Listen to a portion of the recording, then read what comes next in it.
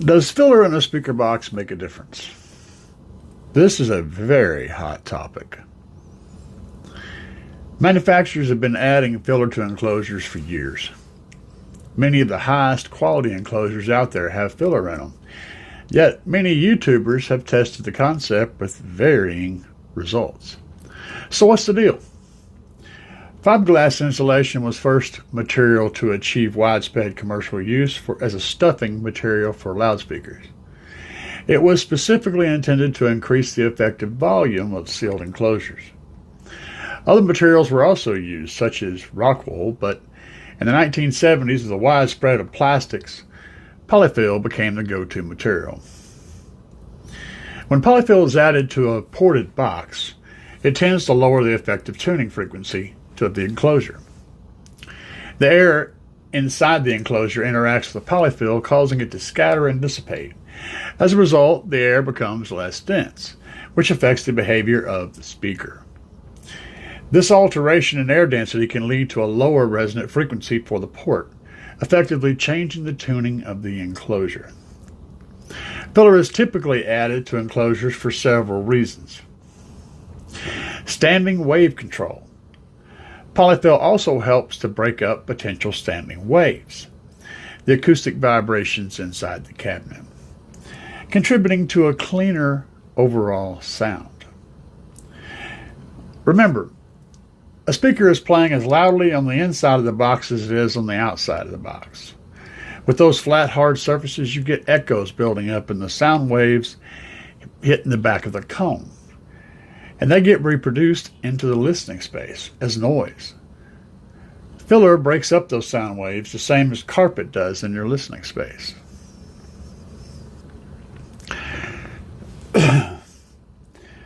So I've got a couple of videos up on how to sound treat your space, how to create a listening environment that is less detrimental to sound reproduction. And the thing is, whenever you create a subwoofer box or a speaker cabinet of any kind, you're creating a listening space inside that box, the same as you are on the outside. While you may not hear the effects of that space as much on the outside, you do hear it some. And it's because the box will resonate. So if there's a loud boom inside the box, it's going to resonate the outside of the box, which is why you want the box to be as dense and dead as possible. But the speaker cone on the front is designed inherently to be not dead and not dense. Therefore, even though it's not playing a note, the note that's resonating on the inside of the enclosure, impacting that cone, will create its own note outside of the enclosure. So having that, killing that frequency that's reverberating inside that box before it does lots of nasty impacts to the back of that cone will help to clean up the overall sound. And most people think about sound deadening as strictly a subwoofer thing, but it's not. Any speaker that relies on the enclosure to enhance its performance is going to be directly affected by that resonance inside of the enclosure. So there's a few things that you want to remember. Is one, you don't want the enclosure to have any resonance at all. You want the only producer of sound to be the driver in the front, not the enclosure itself. Unlike a guitar or a piano where the body of the instrument is producing sound, we're not producing sound in the car audio world. We are reproducing sound. And we want to reproduce the sound that's recorded on the medium. Having said that, whenever you have an enclosure with a driver creating noise on the outside, it's creating that same amount of noise on the inside. And that inside noise is going to get reflected back and come back in as dirt. because the speaker's already played its sound, right? That's supposed to be there. And that same sound went both directions. It goes like this. So this sound is already leaving. This sound is bouncing off the back of the enclosure, now hitting the cone, and now it's coming out too. So you end up with the real sound and then some dirty version of the sound right behind it. And of course it reverberates and does it again. There's going to be multiple pulses of that as it comes out. And that's going to take away from the cleanliness and the accuracy of the sound you're listening to. And how much does it take away? Kind of a lot. So in sound reproduction, anytime you add anything to or take anything away from the sound you're trying to reproduce, you are creating distortion. And this is a very big spot where you can affect that. And if you so essentially what you're wanting to do is cancel all those waves inside that enclosure. You want to make them go away. Well, we can't make them totally go away, but we can subdue them a lot. And that's where your internal fill comes from. That's why manufacturers for years and years have been putting different types of absorbent insulating material inside of their enclosures, is to cancel those waves out and to prevent them from muddying and dirtying up the sound coming out of the driver. It's just that simple. You know, thousands of multi-million-dollar companies with thousands of highly educated engineers with extremely expensive and exotic testing equipment have been doing this forever.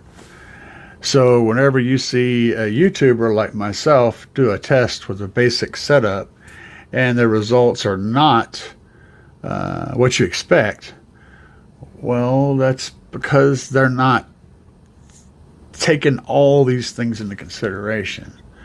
You know, I mean, is it going to make a huge difference by putting polyfill in your subwoofer cabinet? Are you going to be able to run a half a size cabinet as Toyd shows? Well, there's reasons why that may or may not be perfect, but he is right, and the general consensus that if you add polyfill or some type of absorbent material to the inside of an enclosure, you will increase the apparent volume of that enclosure. For the most part, the manufacturers have been doing it for two reasons. One is to increase that apparent volume when in smaller, tighter space enclosures where size is the major thing. So it's an easy way to get a bigger sound in a smaller enclosure. For the most part, that's for enclosures where people just have very little space and they want something very small that sounds big. But that's not the main reason. The main reason is to cancel out sine waves. So how does this apply to car audio besides the subwoofer department? Well, if you look up any high-end sound quality builds where they're using seal driver cabinets like in the floorboard or up in kick panels, or where they're building a really, really awesome SQ build and they're putting drivers in there, they always heavily reinforce the enclosure. They always use filler inside the enclosure, and that's because they want those sound waves, those standing waves, to be shut down. There's a reason behind the doing. We it's like certain elements in everything are going to lend something to the end product. The amount they lend is going to be the question. Does a swimmer shaving their hair off their body make them faster in the water? Well, you look at that, you go, how can shaving a little bit of hair off your body make you move faster through the water? It just doesn't seem like it's going to matter that much, right? But it does. It does a lot. This is why fish don't have hair, you know. Small things make a difference. And the amount of difference is where the question always comes in. You know, so when you're looking for efficiencies, everything adds up. And whenever you're trying to build a system that has the maximum amount of quality, and you're using your time and your effort instead of lots of money to make something awesome, all those efficiencies become very important. But the polyfill thing, yes. If you're wanting to build a very tight sounding enclosure, you're wanting to have the most accurate of sound reproduction, polyfill or rock wool or fiberglass insulation, any kind of fuzzy, squishy, fluffy, sound absorbent material that you can put inside that enclosure is going to make it better. I don't really recommend just throwing polyfill in there and piling it in. There's a few reasons for that. One, that polyfill can become loose and get sucked into the gap of the speaker and create problems. Obviously, anything that gets into the speaker gap, the magnet and coil gap, is going to be an issue.